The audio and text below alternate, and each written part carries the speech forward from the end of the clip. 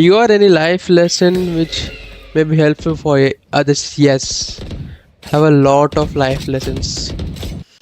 Yeah, so the story goes like this.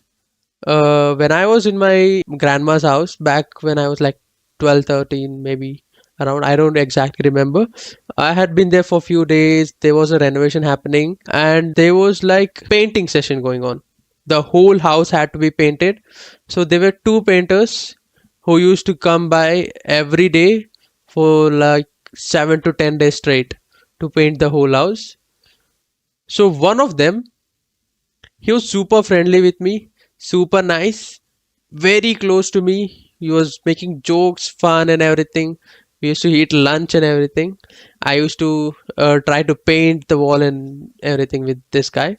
And another guy, he was he was not uh, rude or anything. He was just a bit to himself. He was a little shy, I guess. He was always he used to come in, do his work, and go back with him. These both knew each other. They were like friends or something. But one of them, he was super close with me and super nice to me. The other guy, he was super himself too. He was very alone always. He didn't used to talk to me as well. And after a few days, after I guess 5 6 days had passed by, they used to be coming in, and I got seriously sick to the extent where I couldn't even get off the bed. I got typhoid. I don't know what they call it universally, but they call it typhoid in here. So I got that and I couldn't even move my muscle.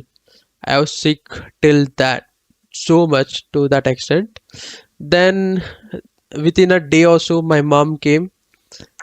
It was like very far away, like a lot of miles away from where we used to live. So she came in the next day, I guess. I was living in the first level of the building. So my mom, obviously she can't lift me up and get me downstairs and get me inside the taxi. When the time came, my mom and her sister used to stay downstairs and my granny used to stay upstairs. My mom came in and her sister, my aunt, and my grandma, everyone women, they can't lift me up properly. So they asked one of these guys to lift me and take me downstairs and get me in the taxi. So one of the guy who I was talking to the whole time, he refused to pick me up. He refused to pick me up at all. He said, I don't know, I can't do this, that. He was so hesitant, he didn't even give it a try. Like, damn, for we talked for like 6 or 7 days straight. We are so bonded. And then all of a sudden, this guy goes, I can't lift him, this, that. He started giving, excuses. Then this guy comes out of nowhere. He didn't even speak a word. He came in from the back. He suddenly picked me up, took me to the taxi, and said, "Get well soon." And then we went back. That's it. That's all the interaction I had with this guy the whole time there. That's when I realized the people who seem they are nice aren't actually a good person inside. There's a difference between being a nice person and being a good person. This guy, he was nice person, the first guy, and the second person, he was a good person. He wasn't. Well, I can't even say he was not nice. He was just to himself. He was occupied with himself. He didn't speak much. So when we are kids, we don't think a lot of things. I just straight up thought he was a bad person. I didn't like him. After 2 3 days, he didn't communicate with me. I straight up disliked him. That day, this guy picked me up.